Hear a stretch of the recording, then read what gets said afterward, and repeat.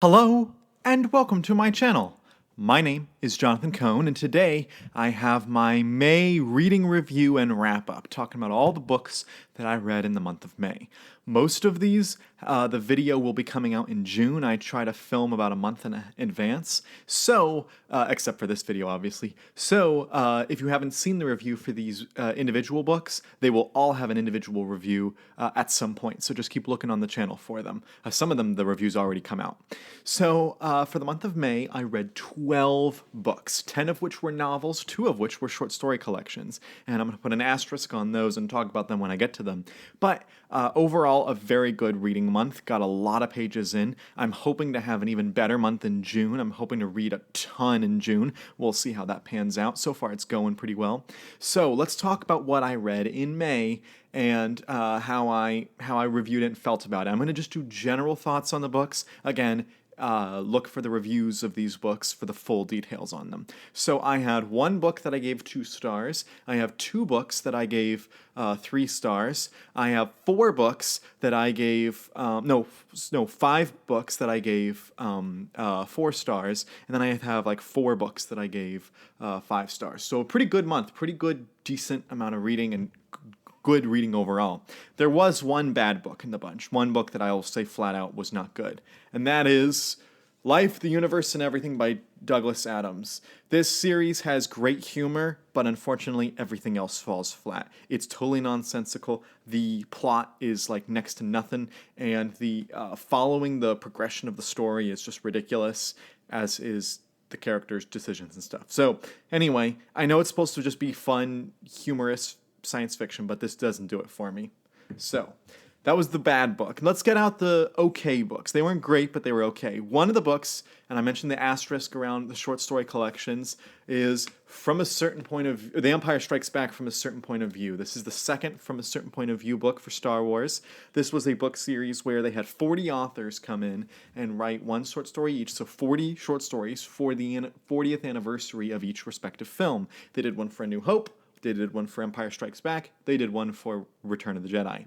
And I've been reading this book since like December, so it's not like I read this whole short story collection in May. It's just that I finished reading the short stories and filming my reviews in May, and so I decided to count the whole book here.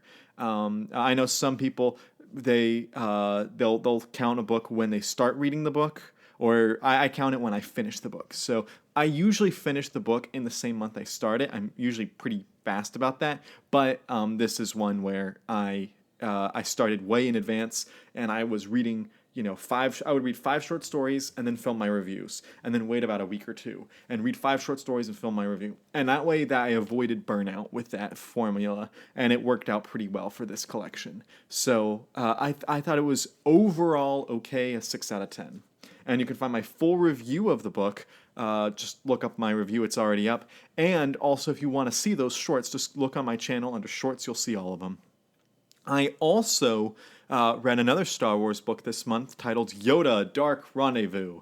And this was a book that I thought was only mediocre. Some of the ideas in here were really intriguing, as were some of the storylines. But as a whole, I thought it felt flat. I thought that marketing this book as Yoda, Dark Rendezvous was a mistake. And I also thought that the types of stories it's trying to tell have been told in better ways in other TV shows, actually, which is rare for me, a book person, to say. So I gave this like a 6 out of 10. I thought it was just okay. Next, we're getting into the books I actually really enjoyed. And the first book I'll mention is Eclipse by Stephenie Meyer. This is the 3rd book in the Twilight Saga, which is like a 4-book series. I know she's done other spin-off books, but the original main series is 4 books. Anyway, the books are getting longer recently, and this book was entertaining. I like some of the slice of life stuff in here. I like the connection between Bella and the 2 male protagonists in here, between Edward and Jacob. I like the kind of love triangle it creates. I know some people hate love triangles. I quite enjoy them. Although in this book, before it was more that I agreed with Edward and only respected Jacob. Now it's my respect kind of for Jacob went away after the events in this book. But it was entertaining. It's not as good as the other two books in the series. I think it's maybe on the same level as New Moon for me, but not as good as Twilight. I'm hoping that Breaking Dawn is my favorite, and it'll catapult the series up for me. But right now it's good, but it's not an amazing YA series for me. I also read some Star Trek books, and one of the Star Trek books I read was Titan the Red King. If you remember back last month, in April, I read Taking Wing by Michael A. Martin and Andy Mangels. And this month I read Titan the Red King by Andy Mangels and Michael A. Martin. They switched the top billing on the book. I think it's just to be like, hey, you'll get top billing on this one, I'll get top billing on this one. But it's the same two writers for both books, and they came out, I think, like back-to-back months. And this book takes place immediately after the last book. It's not as good as the last book, but it's entertaining. It's serviceable. It's fine. I give it like a 7 out of 10. All right.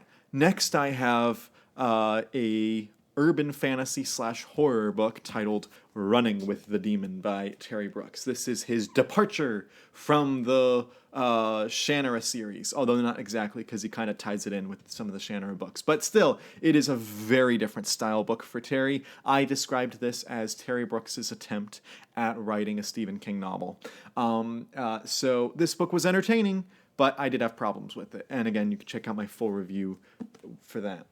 I also read a science fiction self-published book in May, and that book is titled Theft of Fire by Devin Erickson. This is a very character-focused science fiction series between these three main characters, and I read the book. I enjoyed it. I did have a lot of problems, but I still enjoyed it, and I have been interacting with Devin Erickson's wife, Christine, on Twitter, and it's been a lot of fun. And so I read that book and enjoyed it, and I'm curious to see where the series goes from here.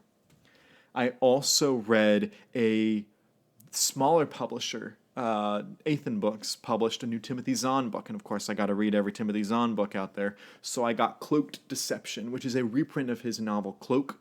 That came out in 2015, but this is a political thriller. It's just a straight-up political thriller, and it is very entertaining. It is a very entertaining book. A little bit long, but very entertaining. Well worth it. Now we're getting into the best of the best. The next 4 books, on Goodreads, I gave 5 out of 5 stars. I thought they were all great books, and some of them really surprised me. So the first one I'll talk about is a Star Trek book, the new release, Pliable Truths. I thought this was a superb book by Dayton Ward. This is like just below his best book for me that I've read. I've read about a dozen of his books, and this book is excellent. It's called Pliable Truths. It's about the Enterprise crew going to Terek Nor, or as we know it, Deep Space Nine, for the first time, and helping the Bajorans help clear out the Cardassians and start building a Federation presence in the system. And it's really intriguing, great tie-in material here, great original storytelling as well, and some great twists towards the end. So I really enjoyed this book, Pliable Truths. I also was blown away by the short story collection, World's Long Lost. I know, I go from reading like no short story collections to having 2 in a month. It's because I finished the Star Wars one at the beginning of May, and then I decided, you know what, rather than space it out like I did before, I'm just going to read all of World's Long Lost right at the beginning of the month, or right at the beginning. I'm just going to read them all in like 2 or 3 days, and so I did, and I loved them. This is a superb collection. I think the superior of the 2 collections by far. This collection is 14 short stories based around the concept of how would people react if there were previous civilizations or previous alien civilizations or old alien civilizations on different planets and stuff. The kind of we're not alone, but those other civilizations are no longer here with us. Those types of questions. And I thought it was a superb collection. Some of the stories were mediocre, but the amazing stories outweighed them by a lot and were much better. So this one I gave like a 9 out of 10. Really good stuff. Really good. I also read a kind of contemporary fiction book, which kind of could be considered historical fiction, but it's you'll understand what I mean, and that's The Help by Catherine Stockett. If you've seen the movie, you know the exact story of the book. The book is longer and has a lot more scenes, but the story is the exact same story. So I don't need to talk about it too much. I'll just say that as a reading experience, I blew through this book because it's so much fun. It's such an interesting concept and has great themes about racism and about standing up and having bravery and about doing the right thing, and just a really overall all around excellent book. I also gave this like a 9 out of 10. Really good, entertaining read. And again, it's contemporary, so I breezed through it compared to some of the other books. But the book of the month has to go to my next book because it was just pure amazingness and one of my top reads of the year. And that is Mars Life by Ben Bova. I absolutely loved this book completely. I thought it was a brilliant story. I think that Ben Bova gets how to write science fiction in a way so many authors don't, and his brand of science fiction is exactly what I've been hoping for.